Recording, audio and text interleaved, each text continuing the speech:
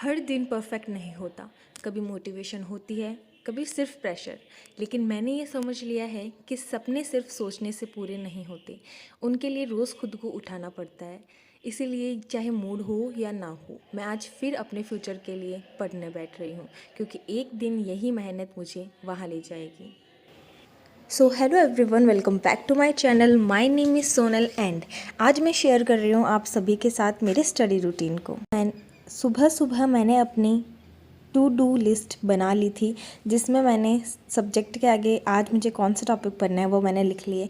जैसे मैथ में मुझे नंबर सिस्टम के एमसीक्यू करने थे, रीजनिंग में मुझे क्लासिफिकेशन के एमसीक्यू करने थे, आर्ट एंड कल्चर में रीति रिवाज, और साइंस में जैसे बायो सब्जेक्ट पढ़ना था, हिस्ट्री में रिसोर्सेज ऑफ हिस्ट्री, एंड ऐसे ही मैंने जोग्राफ़ी की, राजस्थान इंट्रोडक्शन।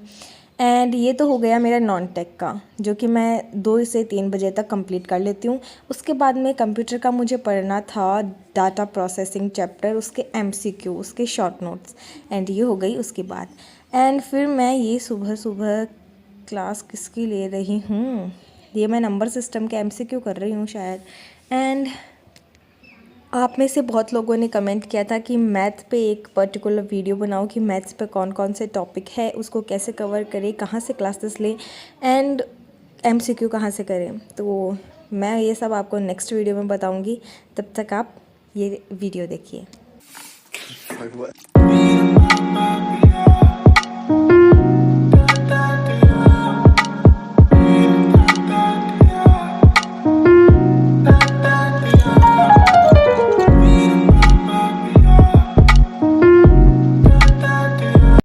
देखो, ये है नंबर सिस्टम के एमसीक्यू, जो कि मैंने इन्फीक्यू क्लासेस का कोर्स ले रखा है, वहाँ से मैंने किए थे, वहाँ पे सर ने एमसीक्यू डाले थे।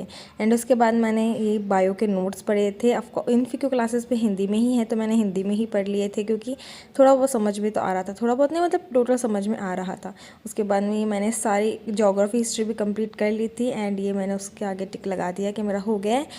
एंड उसके बाद मैं ये इन्फीक्यू क्लासेस का जो एमसीक्यू बैच है, इसमें से मैं एमसीक्यू की क्लासेस ले रही थी, एमसीक्यू कर रही थी डाटा प्रोसेसिंग चैप्टर की।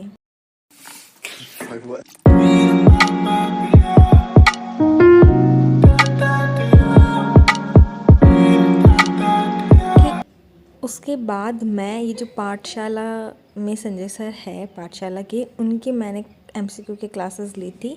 एंड मैंने एक बार पूरा वन शॉट भी देख लिया था चैप्टर का, ताकि कोई चीज़ छूट ना जाए। एंड लिटरली संजय सर क्या पढ़ाते हैं मेरे को बिल्कुल अच्छे तरीके से समझ में आ जाता है। और सर रोज़ शाम शाम को रिवीजन की क्लास भी लेते हैं, वो सब आप लेना मत भूलिएगा, क्योंकि उस पर बहुत ज़्यादा सर इंपॉर्टेंट एमसीक्यू कराते हैं।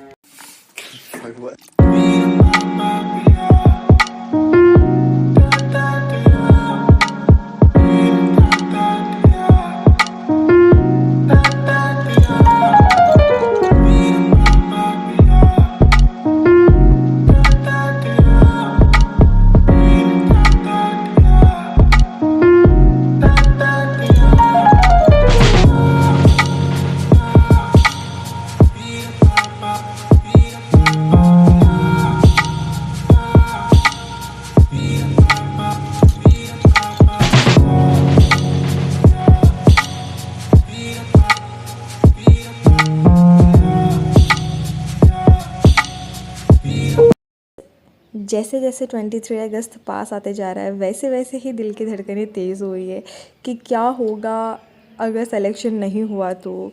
क्या ये पूरी मेहनत मेरी रंग लाएगी? क्या मुझे वहाँ एग्ज़ाम में सब कुछ आ जाएगा? क्या मैं जितना कर रही हूँ वो इनफ है?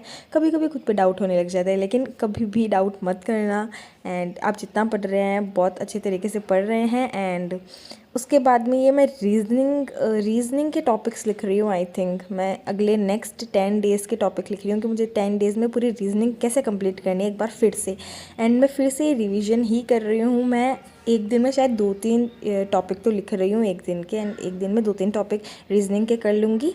एंड नेक्स्ट 10 डेज़ में पूरी बुक कंप्लीट। एंड रीजनिंग के साथ साथ मैं सारे ही सब्जेक्ट्स के साथ ऐसे कर रही हूँ कि नेक्स्ट 10 डेज़ में मुझे ये सब्जेक्ट कैसे कंप्लीट करना है। मैं सारे 2-2 3-3 टॉपिक एक एक दिन में करने के लिए लिख रही हूँ।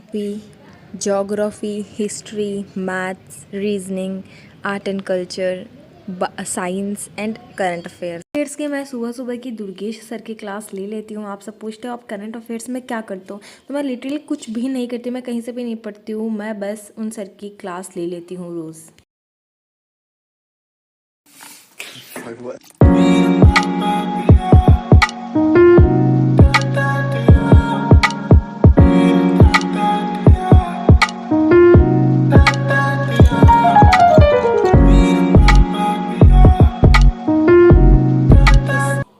उसके बाद मैं ये इन्फीक्यू क्लासेस की सिक्वाल पब्लिकेशन की बुक के एमसीक्यू सॉल्व कर रही हूँ। मैंने ऑलरेडी बहुत सारे एमसीक्यू पहले सॉल्व कर लिए थे, लेकिन हाफ ऑफ द जो बचे थे वो मैंने आज किए हैं।